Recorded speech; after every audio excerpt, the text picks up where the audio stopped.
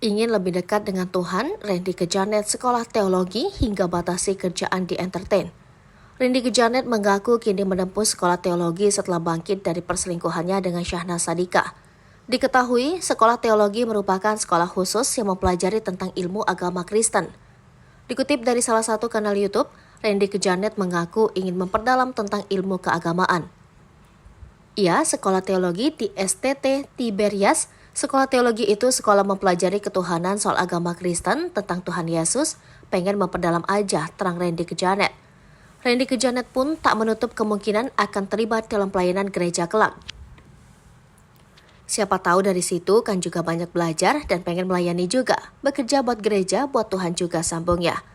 Lebih lanjut, Randy Kejanet mengatakan bahwa dalam sekolah teologi tersebut ia tak hanya belajar perihal agama, tetapi juga soal karakter. Di sekolah itu kan kita juga belajar soal karakter, gimana cara bersikap dan cara seharusnya jadi pelayan Tuhan itu seperti apa tuturnya. Diketahui tak semua orang dapat menempuh pendidikan di sekolah teologi. Hal ini lantaran sekolah teologi hanya diperuntukkan bagi orang-orang yang memiliki panggilan khusus. Lady Nayuan pun bersyukur lantaran dirinya menjadi orang pertama yang diinfokan terkait hal tersebut.